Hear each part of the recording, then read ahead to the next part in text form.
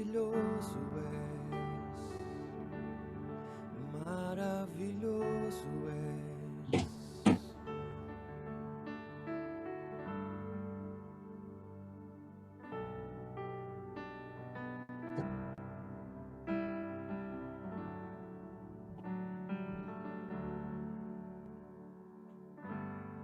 Santo Senhor, e nós te adoramos. Jesus, exaltamos o teu nome, o nome que é sobre todo nome. Tu és santo, Senhor, e nós te adoramos. Jesus, exaltamos o teu nome.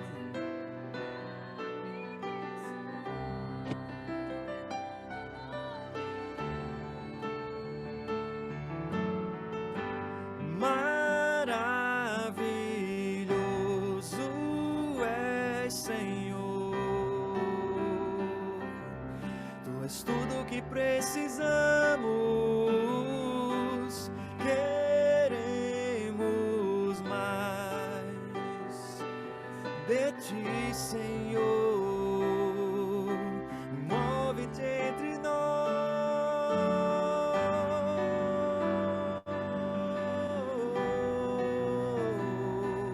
Senhor. Tu és santo, Senhor, e nós te adoramos. Jesus, exaltamos o teu nome.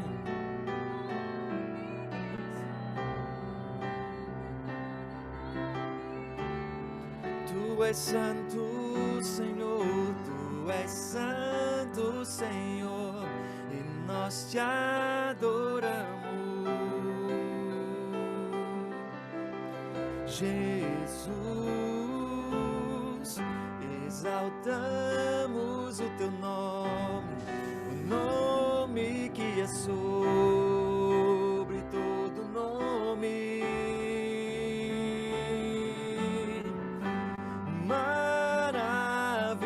Maravilhoso és, Senhor. Tu és tudo o que precisamos. Queremos mais de ti, Senhor. Move-te entre nós. Maravilhoso és e opera maravilhas. Tu és tudo. Queremos mais.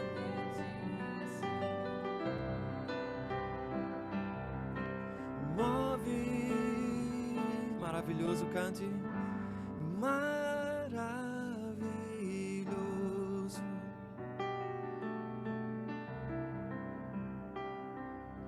Tu és tudo o que precisamos. Queremos mais, queremos mais. Precisamos de mais de ti, maravilhoso, maravilhoso és. Tu és tudo o que precisamos. Queremos mais.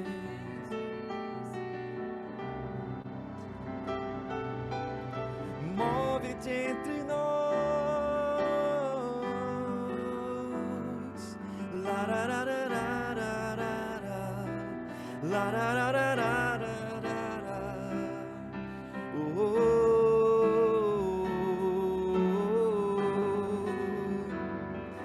La ra ra ra ra. da da da da da da da.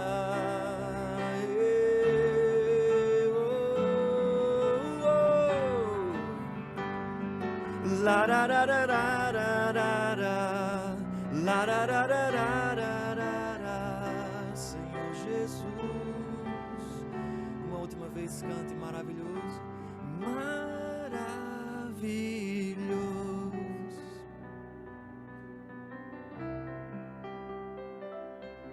Tu és tudo, queremos mais.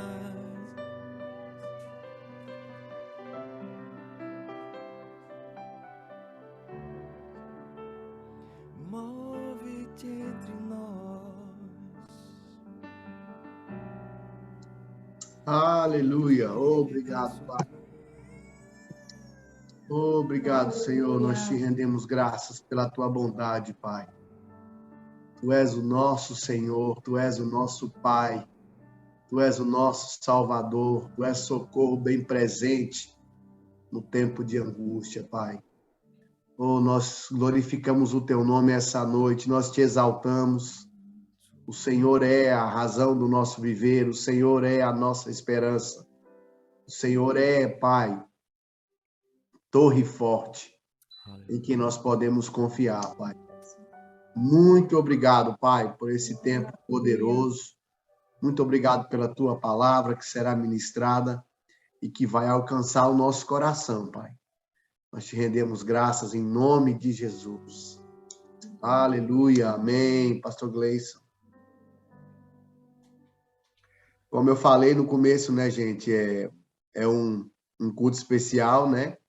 É o nosso último culto do ano e o Senhor nos deu o privilégio, né, de estarmos recebendo aqui na nossa casa o nosso pastor, né, e ele nos dá a honra de estar ministrando a palavra essa noite. E eu tenho certeza que nós seremos muito abençoados. Então, abra o seu coração e pega tudo. Amém, pastor? Amém, glória a Deus. Tá dando para ouvir aí? Legal, gente? Que bênção, que privilégio estar aqui com vocês, viu? Coisa boa. Tava com saudade de vir para o Connect, ó. A gente tem um culto lá na nossa cidade, né? Lá em Leiria, Portugal, no mesmo horário, e quase nunca dá para a gente entrar. Mas olha que coisa boa, que bom que estamos juntos aqui para celebrar o nome do Senhor, né? Levantar o nome do Senhor, recebermos da parte de Deus. Amém? Eu queria orar com você. Pai, obrigado, Senhor, em nome de Jesus, por esse tempo juntos, Pai. Senhor, nós celebramos o Teu nome, levantamos o Teu nome, Senhor, nas nossas casas, aonde nós estamos agora, Senhor. Cada quadrozinho aqui, cada irmã representado, Pai, cada família representado, Pai. Eu te dou graças pela Tua unção, a Tua graça. Obrigado, Pai, pela Tua habilidade, Senhor, para receber a Tua palavra, para abrirmos os nossos corações, deixar com que a Tua palavra seja plantada como semente mesmo, Pai, em terra fértil, Pai, multiplicando, frutificando a 30, 60 e 100 por um. Obrigado, Pai, por essa noite, por essa oportunidade maravilhosa que temos, Pai. Temos de nos expor à Tua palavra. Pai, nós oramos para que o Senhor encontre espaço nos nossos corações e na minha boca, Pai, para que o Senhor fale aquilo que precisa ser dito, aquilo que o Senhor precisa falar aos nossos corações. Nós nos submetemos a Ti, Pai, e te damos graças, Senhor. Em nome de Jesus. Amém. Amém, amém, amém. Que coisa boa, querido. Que bênção estar aqui mais uma vez, viu? Connect é um sonho de Deus, né? É uma bênção da parte de Deus, tem nos alcançado, né? E há quanto tempo já, pastorzão Fred, quanto tempo a gente está com o Connect? Pronto, o nosso aniversário de 1 ano vai ser dia 29 de janeiro. Eita, coisa boa! Olha aí, 1 ano. Vamos fazer 1 ano. Esse projeto maravilhoso que tem abençoado tantas pessoas, né? Tem alcançado tantas pessoas, né? Nas nações, em todos os lugares. Gente, o Connect, todo mundo nesse ministério fala do Connect, viu?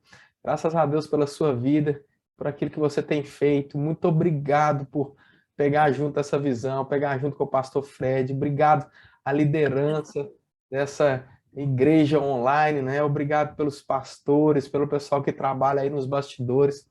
Muito obrigado por tudo que você faz, viu? Irmãos, tem uma palavra que domingo passado estava ministrando na nossa igreja aqui em Leiria, Portugal, e chegou uma palavra ao meu coração e eu desejo no meu coração compartilhar um pouco mais, né? Talvez a gente vá falar algumas coisas diferentes, mas eu gostaria de começar desse ponto, né?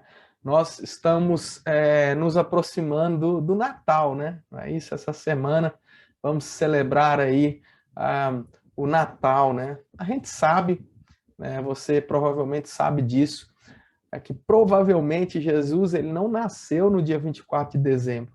E muitas pessoas eles se apegam a essa questão de forma tão intensa que acabam perdendo uma oportunidade de ministrar a palavra, de pregar o evangelho, de fazer o nome de Jesus conhecido, né? Aqui eu não quero me ater a questões teológicas, que dia que Jesus nasceu, se foi em abril, março, maio, dezembro, dia 19, dia 12. Irmãos, realmente isso para mim não importa. O que importa é que um dia Jesus Cristo nasceu. E porque ele nasceu, nós estamos vivos. E porque ele nasceu, morreu e ressuscitou. Eu e você podemos ter vida e vida em abundância. Podemos crescer, podemos avançar, podemos experimentar o melhor de Deus. E uma palavra que chegou ao meu coração, eu gostaria muito de compartilhar contigo, lá no livro de João, no capítulo 4, verso 1, não sei se você vai querer que eu compartilhe minha tela aqui, talvez vai te ajudar. Vamos abrir esse texto aqui juntos, deixa eu compartilhar minha tela. Deixa eu ver aqui, deixa eu aprender a pilotar aqui a máquina do Connect. Rapaz, é tão bom estar aqui na sede do Connect, gente, pelo amor de Deus, isso é um privilégio gigante. Pronto, você está vendo aí a Bíblia, está aparecendo? Peraí, deixa eu ver você, deixa eu voltar você para cá. Está conseguindo ver a Bíblia? E meu quadrinho deve estar aí do lado da tela, certo? Coisa boa. Olha esse texto aqui. Esse texto aqui lá em João, no capítulo 4. Vamos ler aqui a partir do verso 1. A gente vai usar esse texto como base e depois eu quero falar o seu coração. Amém?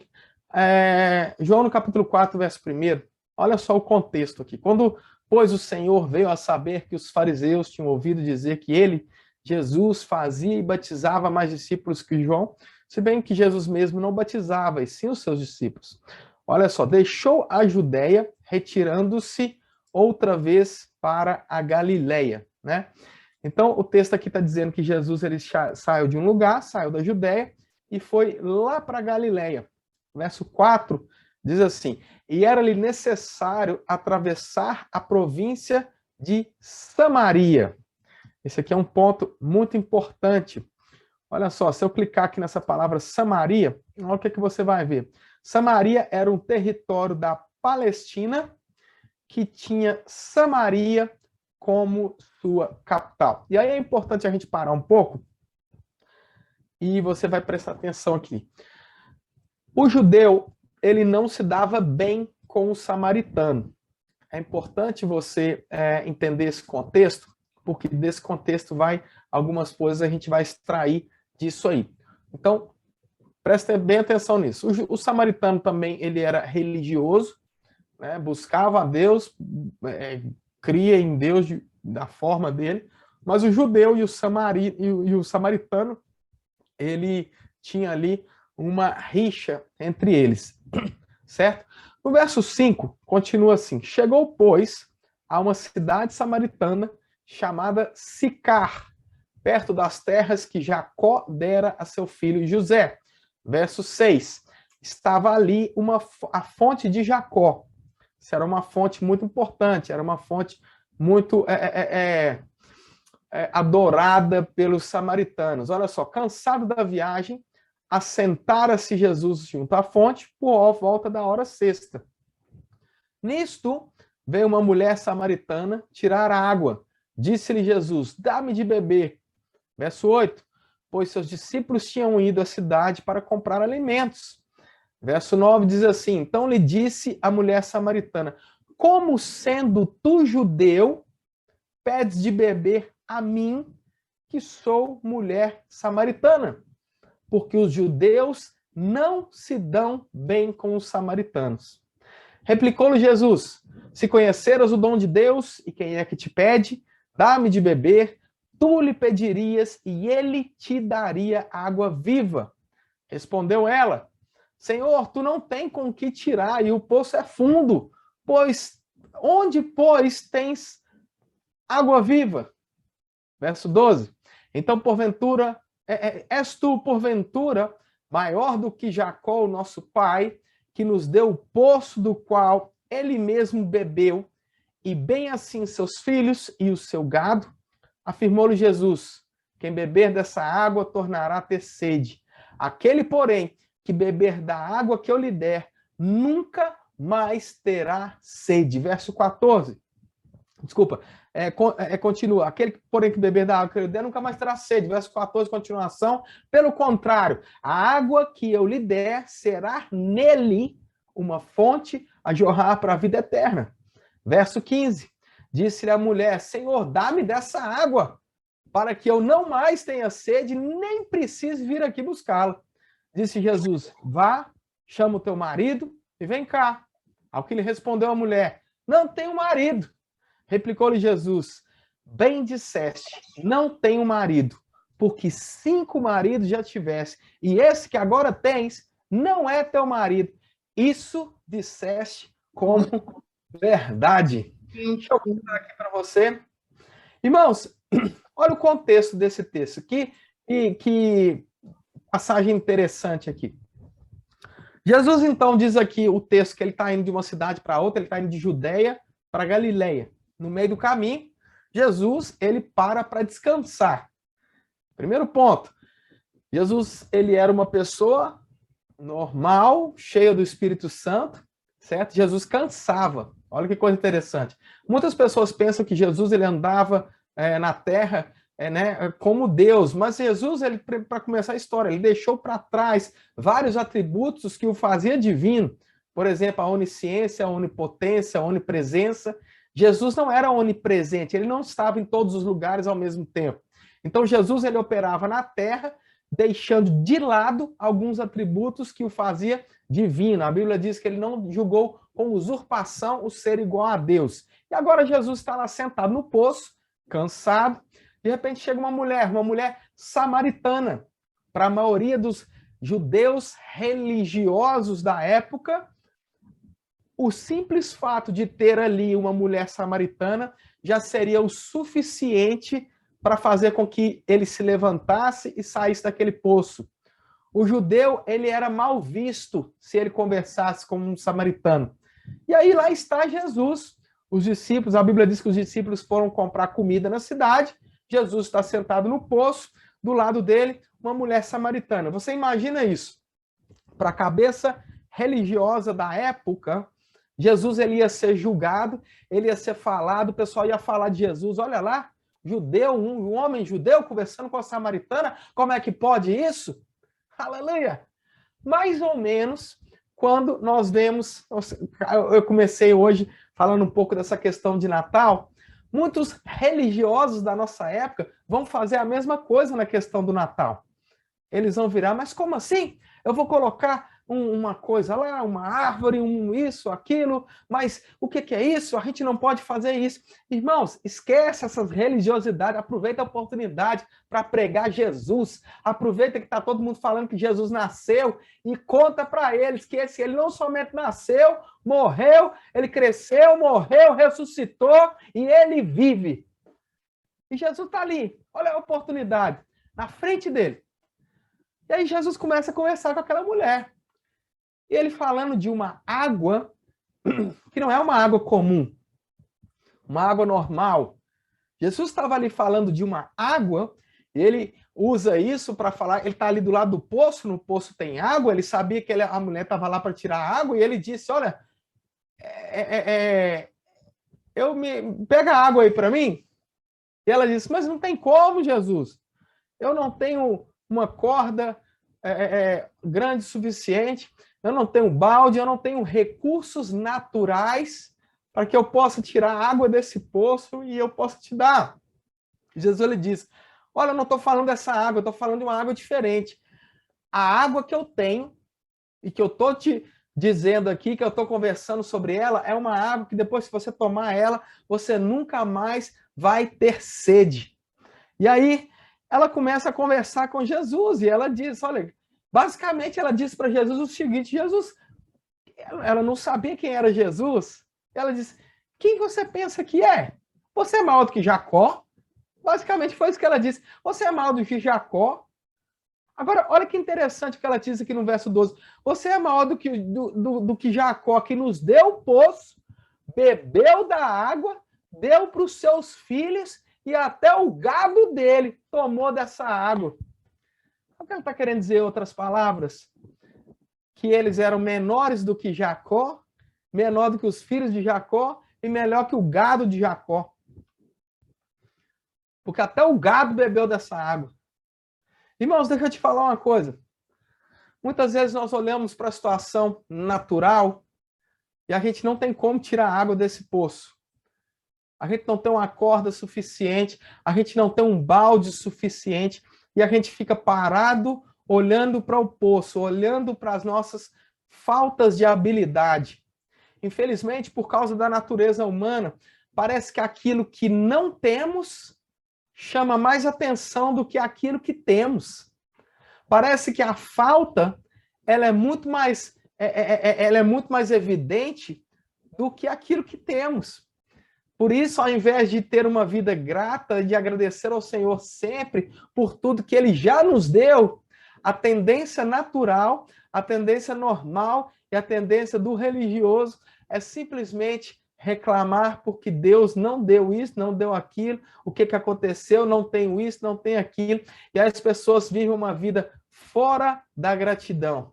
E uma vida fora da gratidão, irmãos, ela impede muita coisa nas nossas vidas. E aí está ali aquela mulher, olhando para Jesus, ela pensando que Jesus está falando de uma água, Jesus está falando de outro tipo de água.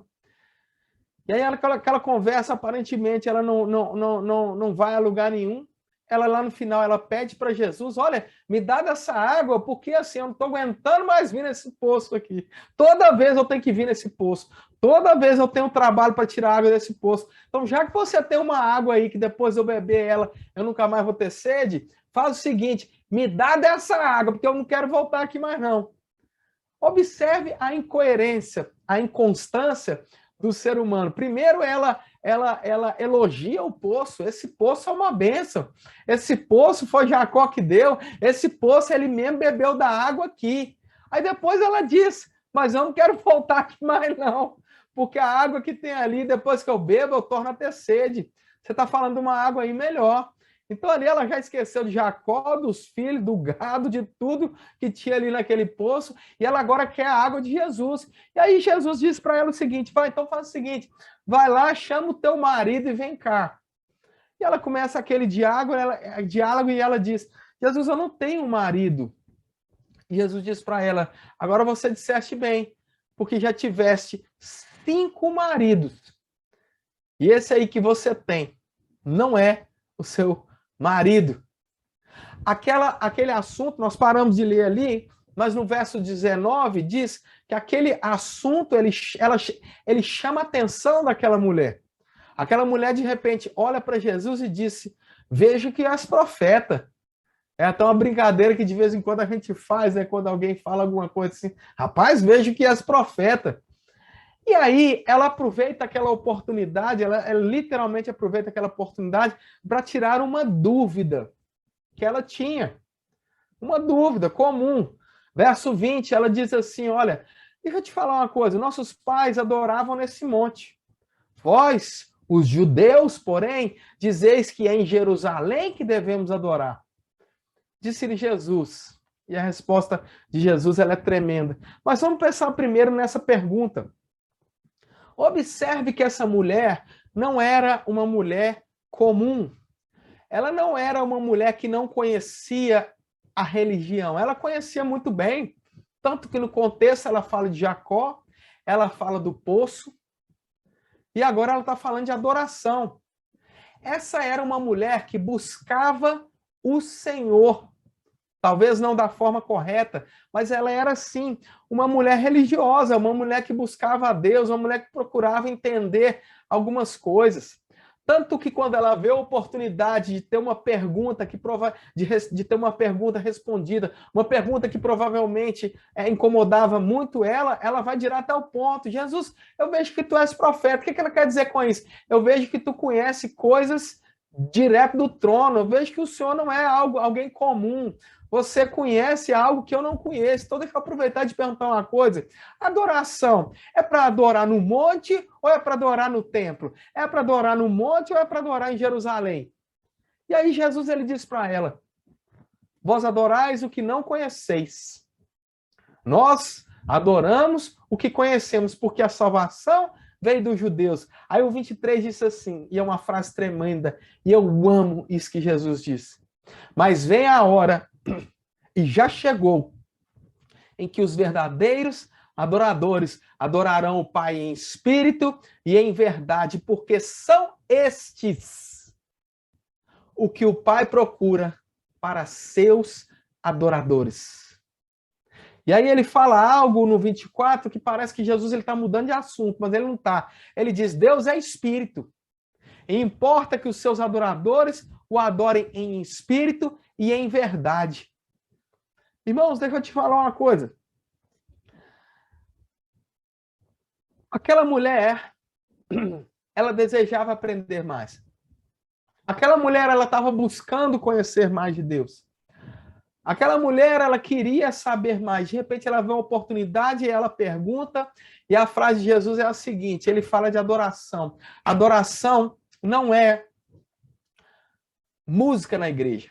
Nós tivemos um período agora maravilhoso, maravilhoso, com Marcel, desculpa. Nós tivemos um momento maravilhoso, mas que faz parte de quem nós somos, faz parte da adoração, mas a adoração não é aquele período de 20, 30 minutos antes da palavra no culto.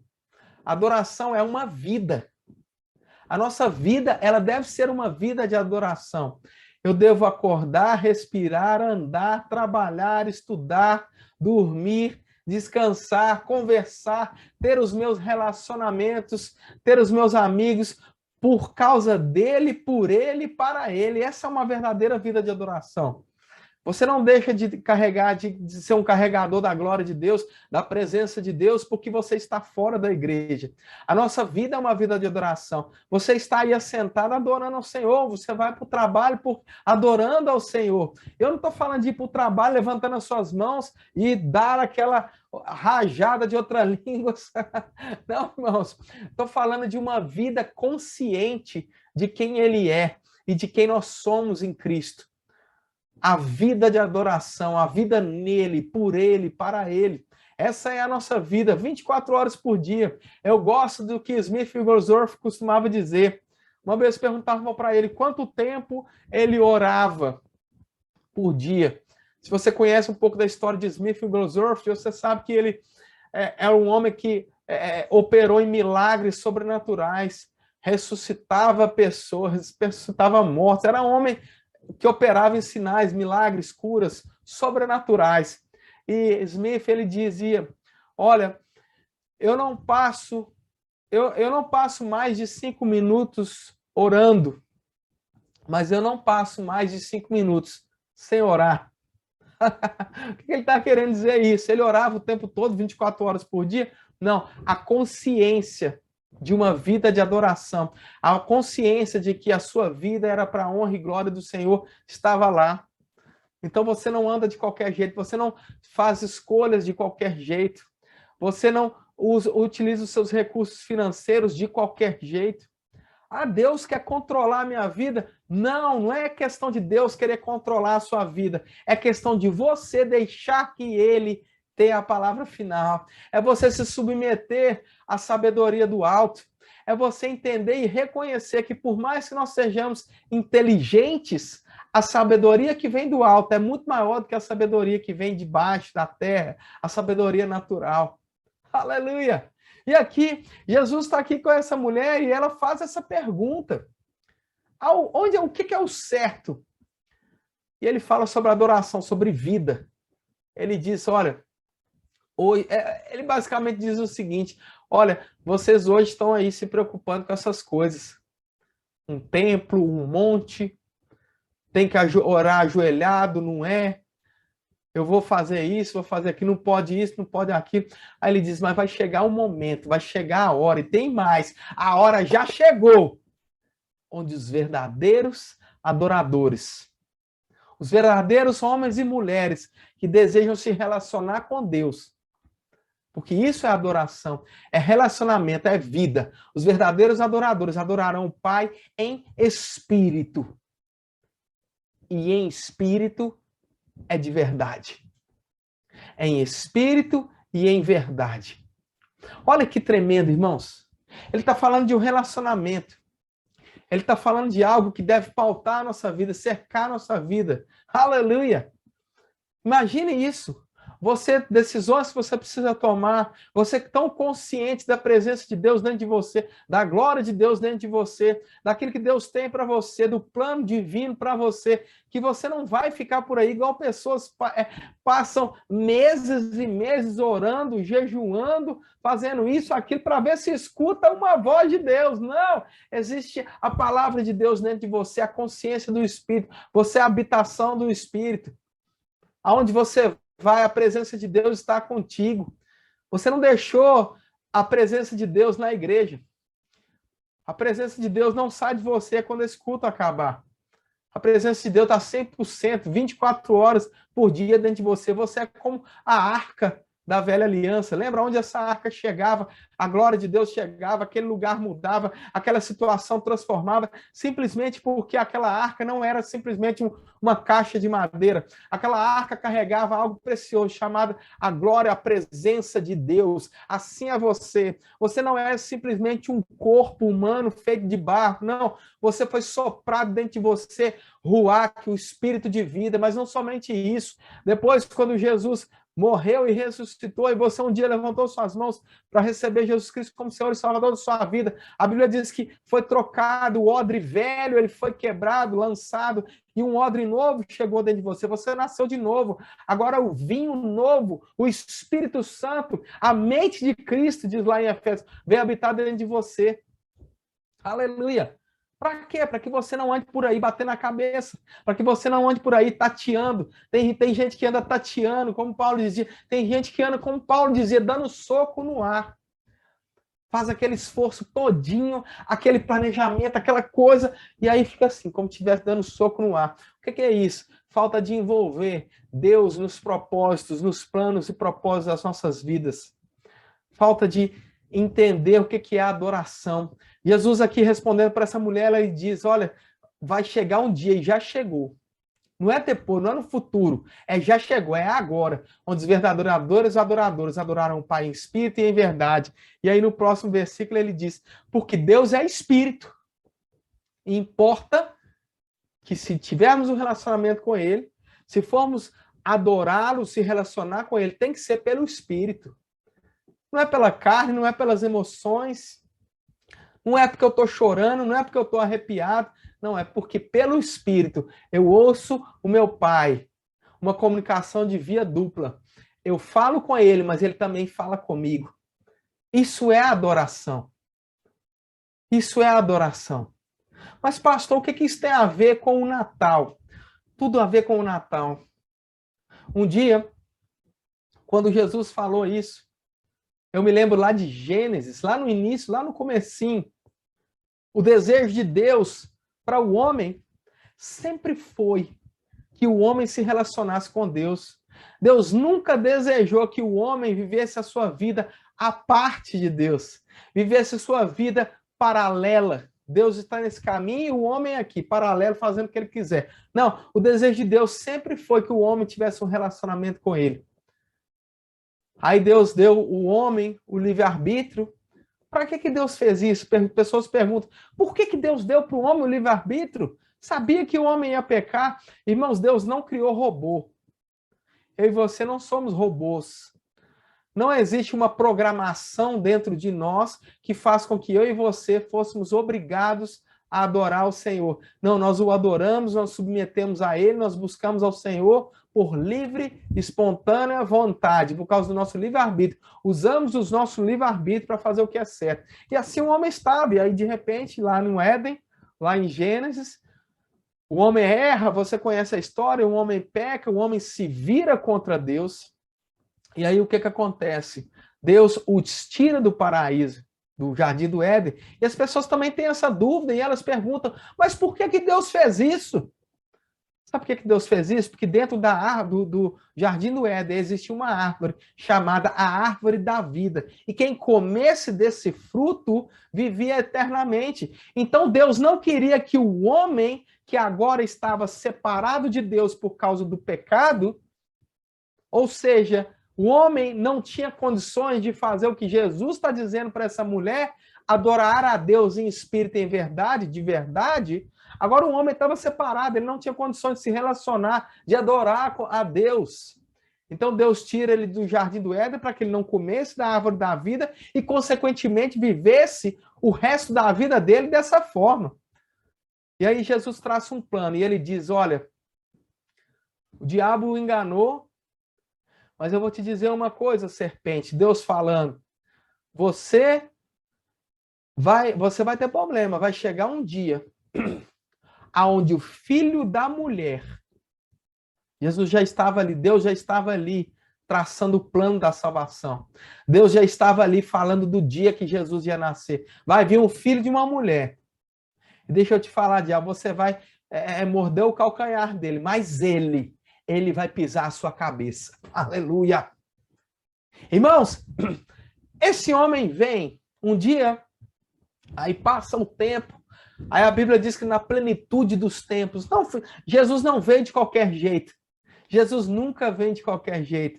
O plano de Deus não é atrasado na sua vida. Deus nunca se atrasa, Deus nunca se adianta. Deus chega no momento ideal. E a Bíblia diz que um dia chegou um tempo chamado a plenitude dos tempos. O ápice, a plenitude dos tempos. Naquele dia, de repente, um anjo se aproxima de uma mulher chamada Maria e diz para ela, olha, você é bem-aventurada, porque de ti vai nascer o Salvador. Maria, então, ela se assusta com aquela situação, e o anjo, então, explica para ela, ela se submete, era uma mulher de Deus, ungida, amava o Senhor, se submete a fazer a vontade de Deus. Não é porque ela se submeteu que, de repente, tudo passou a calhar da forma que deveria. Não. Tiveram algumas situações, o anjo teve que falar com o marido dela também, porque o marido, obviamente, achou aquilo muito estranho. Como assim, de repente? Eu estou a ponto de casar com uma mulher, de repente ela aparece grávida e está dizendo que foi o anjo. Então, toda essa situação, e Deus fala, e Deus vai tratando daquela situação, lidando com aquela situação. Mas aí aquela mulher um dia tem um filho chamado Jesus. A Bíblia diz que o menino crescia em graça e sabedoria. Esse menino não se tornou um bebê. No Natal, o bebê Jesus não vem de novo. Graças a Deus que não. Porque aquele menino, aquela criança, ela cresceu. E ela se tornou um menino que ia para o templo, e até que um dia, esse mesmo menino se reconhece nas Escrituras. E ele sabia, aí ele se reconhece o seu propósito, reconhece aquilo que Deus havia para ele. Imagine isso, irmãos. Imagine isso, o homem, depois da queda, a Trindade se reúne para fazer um plano. A Trindade estava lá desde o início. A Bíblia diz que Deus se reúne com a palavra, Jesus, e com o Espírito Santo diz, façamos o homem a nossa imagem e semelhança. De repente, o homem está fora do relacionamento com Deus. Então, esse relacionamento que havia sido quebrado, ele precisava ser restaurado. Então, vem Jesus, aquele que vem cumprir o plano que Deus havia dito lá em Gênesis, que o que ia pisar a cabeça da serpente.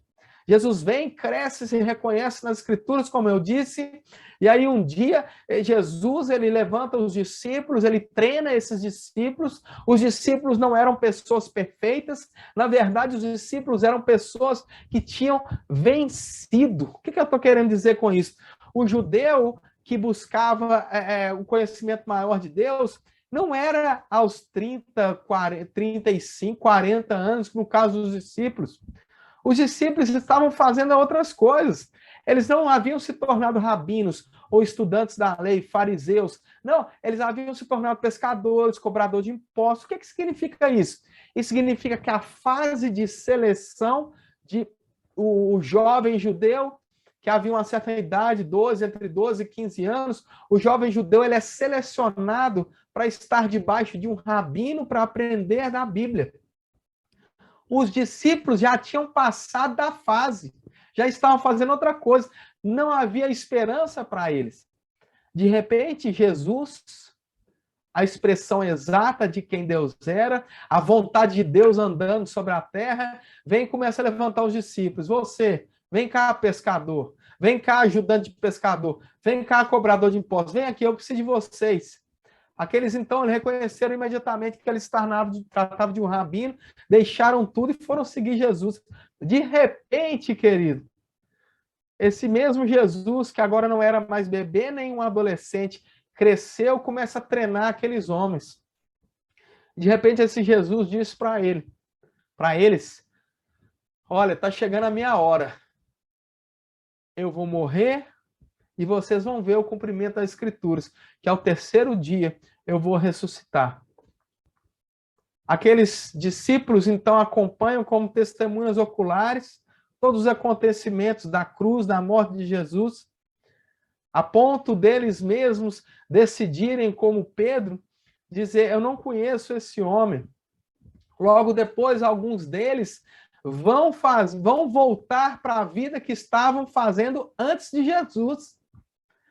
Os discípulos, eles deixam aquilo que eles estavam fazendo e voltam para onde eles estavam antes de conhecer Jesus. O que significa isso? Muitos deles haviam desistido da ideia chamada Jesus.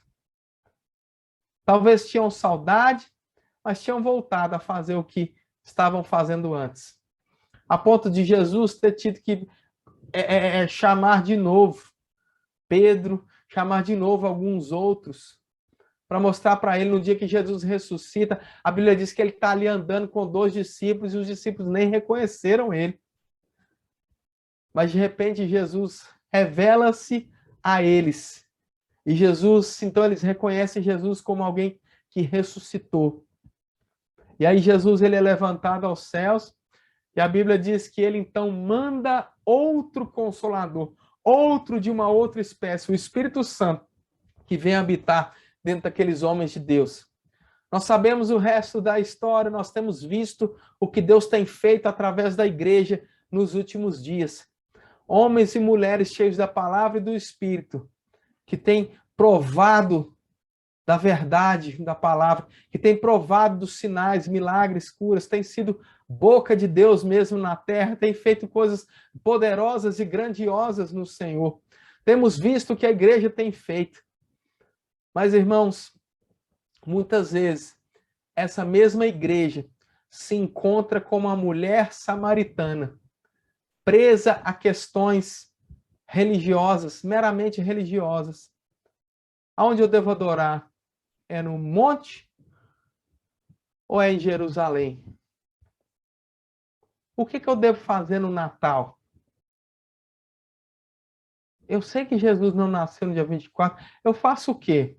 Será que eu faço isso? Será que eu celebro? Será que não? Será que eu vou para a festa da minha família, mas a minha família só bebe? Será que eu vou? Será que eu não vou? Aleluia. Deixa eu te dizer uma coisa, irmãos. Você carrega a luz, a palavra, a verdade dentro de você. O Espírito Santo habita dentro de você. E você é resposta, e você vai ser resposta para muitas pessoas durante esse Natal. Você vai ser resposta para muitas pessoas. Você tem sido resposta de Deus para muitas pessoas. Muitas pessoas, talvez você nem saiba disso. Talvez você pense, mas eu... Irmãos, eu já te falar, pessoas têm olhado a sua vida, pessoas têm se inspirado em você, pessoas têm sido levantadas por causa daquilo que você carrega. Você tem uma palavra, como eu disse no início, você é a arca da nova aliança. Sabe, irmãos, nós falamos essas coisas e muitas pessoas pensam, mas como é isso? Que soberba! Não, irmãos. Nós simplesmente aceitamos aquilo que ele disse que nós somos. Não somos aquém, nem além daquilo que ele disse que nós somos. Nós somos, temos e podemos aquilo que a Bíblia diz que nós somos, temos e podemos. É óbvio que sem Jesus não somos nada. Ele é o cabeça da igreja. Se o cabeça não estiver envolvido, nada mais funciona. Mas porque estamos nele, porque ele é o cabeça da igreja, tudo que nós colocarmos as mãos vai prosperar. Irmãos, não existe coisa melhor do que se submeter a ele, submeter a nossa vida, os nossos planos. Eu gosto de final de ano, é um momento onde muitos de nós param para rever algumas metas, planejar algumas metas. Que coisa boa! Envolva ele nessas metas, envolva ele nesse planejamento. A Bíblia diz que o coração do homem pode fazer planos, mas a resposta certa, ela vem dos lábios do Senhor. Muitas pessoas fazem planos e oram para que Deus os abençoe. Mas que tal buscar os planos dele, porque os planos dele já vêm abençoados. Isso funciona em todas as áreas. Funciona na nossa empresa, funciona no nosso trabalho, funciona no estudo, funciona no relacionamento conjugal, funciona na criação de filhos, funciona em todas as áreas da nossa vida. Deixa eu te dizer uma coisa, Deus está interessado em que sua vida não seja um momento de alegria, mas que você tenha uma vida de alegria, de paz, uma vida de sucesso, uma vida abençoada, uma vida onde você olha para todos os lados e reconhece, só pode ter sido Deus, só pode ter sido Deus, foi Ele que me deu, foi Ele que me abençoou, foi Ele que me prosperou, foi Ele que me levantou. Eu reconheço, Pai, o Senhor é Deus da minha vida, é o Senhor que traz vida para a minha vida. Aleluia! Que coisa boa! É como aquela mulher. E Jesus disse para ela, vai chegar o dia onde os verdadeiros adoradores adorarão em espírito e em verdade. Como eu disse, irmãos, eu não quero nem saber se foi, não foi, se é dezembro, se não é, dia 29, 12, 10, dia 20. Irmãos, eu só sei de uma coisa. Um dia Jesus Cristo nasceu. Um dia Jesus Cristo era bebê, ele cresceu, ele virou adolescente, ele se levantou, ele aos 30 anos de idade operou o primeiro milagre, depois morreu, mas não ficou morto. Ele ressuscitou e a Bíblia diz que ele está sentado à destra de Deus, nas regiões celestiais, em Cristo, mas a Bíblia não diz que ele está lá sozinho. A Bíblia diz, as cartas de Paulo dizem que eu e você estamos lá, porque a partir do momento que nós entregamos a nossa vida para ele, nós fomos enxertados na videira, como diz a Bíblia. A árvore é uma, o tronco é Jesus, os galhos somos nós. Fomos enxertados na videira e a mesma vida que flui do tronco chega nas folhas, nos galhos. Não importa qual posição nós estejamos, não importa quanto de dinheiro nós temos na nossa conta bancária, irmãos. Não importa o tamanho da nossa casa, não importa, o que importa é o seguinte, irmãos, é quem nós somos em Cristo. Você não é aquilo que você faz, você não é a sua profissão, você não é o tanto de recursos que você tem na sua conta bancária, você não é a roupa que você veste, você é filho de Deus, herdeiro de Deus, co-herdeiro com Cristo, é embaixador do reino de Deus, você é o maior título que você poderia ter, você já tem. Você é filho de Deus, irmão de Jesus Cristo. E é por ele, para ele, que nós vivemos, nós existimos. E o meu desejo para você, nesse tempo de Natal, onde o mundo para reconhecer o nascimento de Jesus Cristo. O meu desejo é que você aproveite essa oportunidade para que você viva a vida que Jesus veio trazer. A vida abundante. Ele não é como o ladrão que mata, rouba e destrói. Ele veio trazer para você vida e vida abundante. Que essa vida abundante paute as suas decisões, o seu relacionamento. Que essa vida abundante, ela preencha a sua casa, o seu coração. Que a sua casa seja uma casa de paz, de alegria, da presença de Deus. Ah, mas meu marido não é crente, meus filhos não é crente. Aonde a arca chegava, a atmosfera mudava. Você é a arca da nova aliança, e onde você está, essa atmosfera vai mudar. Maior é o que habita dentro de você do que aquele que está no mundo. O que está fora, o fator externo, não pode dizer o que, não pode mudar o que está dentro. É o contrário, é aquilo que está dentro que muda o externo. O sobrenatural é maior do que o natural. E o que está dentro de você não é natural, é sobrenatural. E essa vida precisa sair, precisa influenciar pessoas. Essa vida que está dentro de você precisa gerar vidas em outras vidas. Não seja tímido, não seja covarde, não seja somente, não guarde somente para você, não. Essa vida que está dentro de você, eu oro para que esse Natal, eu declaro que esse Natal vai ser uma oportunidade onde você vai influenciar pessoas, nem que seja uma pessoa, mas nesse Natal você vai encontrar alguém e você vai falar de Jesus para essa pessoa. E mesmo que aquele momento pareça que ela não entenda aquilo que você está falando, eu declaro aquela semente multiplicando e vidas sendo geradas através da sua vida. Irmãos, existe algo dentro de você que é muito mais poderoso do que qualquer outra coisa que você possa pensar.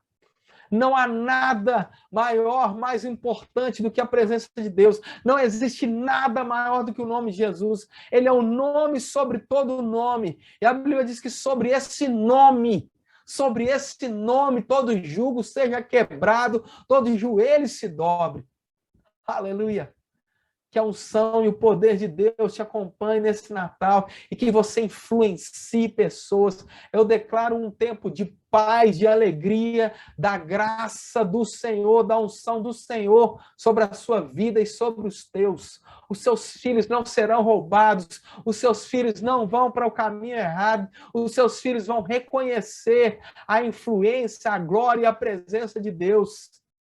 Não existe nada mais poderoso do que um pai e uma mãe que ora pelos filhos. Não existe influência maior do que a oração de um pai e de uma mãe. Aleluia. Você não vai perder. Quem já perdeu é o diabo. Nós somos cheios da palavra e do Espírito e de maneira alguma o Senhor vai permitir que o diabo toque nos nossos. Aleluia. Aleluia. Aleluia. Aleluia! Queridos, existe uma unção tão poderosa nesse lugar. Existe uma unção tão forte na sua casa agora mesmo. Uma unção, uma graça, um poder de Deus disponível. Isso é o Natal. Isso é o Natal. A mensagem do Evangelho. Muitas vezes nós esquecemos o poder por trás dessa mensagem, a mensagem da cruz, o nome de Jesus. Às vezes vamos procurar tantas revelações, vamos revelação daqui. Irmão, deixa eu te falar uma coisa, a maior revelação do mundo é o nome de Jesus, é o poder que foi liberado naquela cruz. O poder que foi liberado no dia que Jesus foi ressuscitado dos mortos. A Bíblia diz que esse mesmo poder que foi liberado dos céus para ressuscitar Jesus Cristo dentro dos mortos. Sabe onde é que ele habita? A Bíblia diz que ele habita dentro de você. Dentro de você. Agora mesmo. E muitas vezes a gente pensa que eu sou um coitadinho, eu sou isso, só que não. Você não. Talvez a sua alma até goste desse sentimento de coitadinho, mas coitadinho é uma coisa que você não é. Você é poderoso em Deus para destruir as obras do diabo. Não deixe com que aquilo que o diabo tem feito se torne maior do que o que Jesus já fez. A Bíblia diz que ele já fez. Ele já fez. Aquele milagre que você está crendo, já fez. Aleluia. Aquilo que você está declarando, a Bíblia diz que já é real. Ah, mas meu olho não está vendo, eu não estou sentindo, eu não peguei ainda. E quem disse que você precisa sentir, ver, tocar, pegar, olhar? Não, andamos por fé e não por vista. Aquilo que é promessa, aquilo que é da palavra, aquilo que foi dito da parte de Deus, é muito mais real do que aquilo que nossos olhos estão vendo. É muito mais real do que essa tela, esse ecrã, esse computador na sua frente. A palavra de Deus é muito mais real do que aquilo que nós tocamos. A palavra de Deus é muito mais real do que essa cadeira onde nós estamos sentados, essa mesa onde nossos braços estão. Então, que essa influência e essa consciência preencham o seu entendimento, o seu coração nessa semana, nesse Natal. Eu declaro um ano poderoso, um ano de 2022 poderoso. Vai ser o melhor ano da sua vida. Até hoje. Vai ser o melhor ano da sua vida. 2021 foi excelente. 2022 vai ser melhor. Ah, eu só queria que fosse igual. Vai ser melhor. Aleluia. Eu declaro um Natal poderoso. Que você tenha um tempo para a família, um tempo abençoado. E pega essa palavra que eu vou te dizer. 2022 vai ser o melhor ano da sua vida até agora. Portas abertas, provisão plena, promoção, favor diante dos homens, favor de um lado, do outro. Você olha assim e fala, meu Deus, quanto favor, bem-vindo ao clube. Você agora é crente. Você não é somente um religioso. Você não é somente um religioso que olha para um lado, para o outro. Ai, como é que é essa? Não, você é crente. Você tem um relacionamento. Um relacionamento com ele, aquele que vive. Vai ter coisas que a gente precisa mudar? Claro que vai. Deixa ele falar no teu coração. Você tem pastores, você tem líderes sobre vocês. Conversa com pessoas que podem te ajudar. Não sai contando a sua vida para qualquer um, não. Conversa com o seu pastor, com a sua líder. Temos aqui um casal, meu Deus do céu. Quem não quer ser pastoreado por pastor Fred e Michele? Até eu. Vou perguntar se ele quer me pastorear. Aleluia. Que Deus continue te abençoando, querido. Que você tenha um tempo maravilhoso. E deixa eu te falar uma coisa, esse ano ainda não acabou. Não acabou ainda. Aleluia. Deus pode fazer em segundos aquilo que a gente não viu acontecer até no dia 22 de dezembro de 2021. Ah, mas Deus me prometeu que esse ano isso ia acontecer. E o ano acabou? Seu papel é crer, meu irmão. Seu papel é declarar a palavra, crer, confessar. Deixa que o milagre é com ele. Não queira ensinar Deus a ser Deus. Nosso papel é crer. Aleluia. Que você tenha um final de ano abençoado. Declara um final de ano abençoado para você, para sua casa. Paz, alegria, o sobrenatural de Deus, a consciência de um relacionamento com Ele. Aleluia. Que maravilha. O menino cresceu, morreu e ressuscitou, para que eu e você tenhamos vida e vida em abundância. Eu declaro um ano poderoso, o melhor ano das nossas vidas até hoje. Aleluia. Deus continue te abençoando. Deus continue trazendo a tua graça sobre a sua vida. Eu quero orar porventura, alguém que esteja enfermo. Queria que você colocasse a mão aonde está enfermo aí, doendo, talvez alguém esteja aí com alguma dor, alguma doença. Se é algo que você pode reconhecer, uma dor, coloca a mão ali naquele lugar. Se é algo interno, coloca a mão no seu coração. Eu quero orar por você. Pai, em nome de Jesus. Eu declaro, Pai, em nome de Jesus, toda doença, toda dor, indo embora, em nome de Jesus, do corpo dos meus irmãos, da minha irmã, das minhas irmãs. Pai, o Senhor levou sobre si todas as nossas dores, as nossas enfermidades, e existe uma unção poderosa da parte de Deus para a cura, Pai. Em nome de Jesus, eu declaro cura instantânea, sobrenatural, agora, em nome de Jesus. Dor, indo embora agora, em nome de Jesus. Dor nas juntas, no corpo, nos membros, em nome de Jesus. Dor desapareça da minha irmã. Acho que é uma irmã mesmo. Em nome de Jesus, dor sai do corpo dela agora. Dor muscular nas juntas, em nome de Jesus. Obrigado, Pai. Obrigado, Pai. Obrigado, Pai. Obrigado, Pai, em nome de Jesus. O Senhor levou sobre si toda dor, toda enfermidade, para que nós possamos ter vida e vida em abundância. Aleluia. Aleluia. Obrigado, Pai. Obrigado, Pai, em nome de Jesus. Oh, aleluia. Talvez você não conheça todos aqui, irmãos. Mas talvez você está vendo aqui pela primeira vez, está participando desse culto pela primeira vez. E se você deseja entregar sua vida para Jesus Cristo, não estou falando de uma religião, não estou falando para você virar evangélico, estou falando para você começar a ter um relacionamento genuíno com Deus. Isso que nós estamos falando. Relacionamento, adoração, vida com Deus.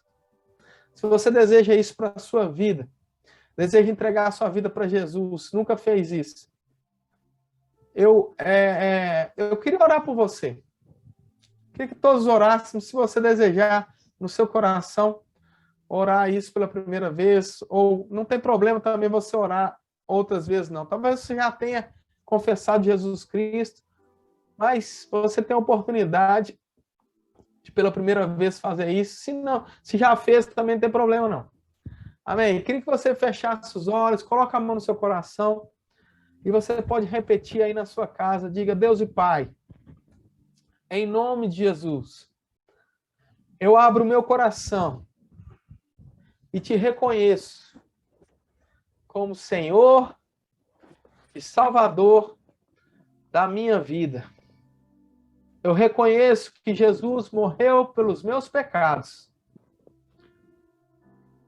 mas ele ressuscitou e hoje vive.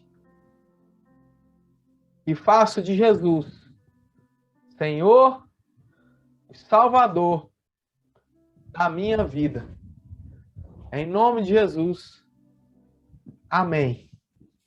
Aleluia. Se você fez essa oração pela primeira vez, você pode procurar o pastor Fred, Michele ou a equipe pastoral do Connect, que eles vão... É importante você fazer isso para que a gente possa continuar orando por vocês. Amém? Aleluia. E, querido, outra coisa muito importante, se você ainda não é batizado no Espírito Santo, com evidência bíblica de falar em outras línguas. Ah, mas eu posso ser batizado pela internet? Pode. Então, você precisa conversar com o pastor Fred, com a equipe pastoral, e ele vai te orientar melhor a respeito desse assunto. Mas é importante demais que você seja batizado no Espírito Santo, com evidência bíblica de falar em outras línguas. Amém? Amo vocês, amo o Connect, aquilo que Deus está fazendo através dessa igreja poderosa, maravilhosa, que tem sido influência para as nações. Influência. Muito obrigado por acreditar naquilo que Deus tem feito. E eu sei que em breve, cada ponto, cada local aqui representado, nós vamos mesmo expandir, ter igrejas Verbo da Vida espalhadas por toda a Europa e além dela. Em nome de Jesus.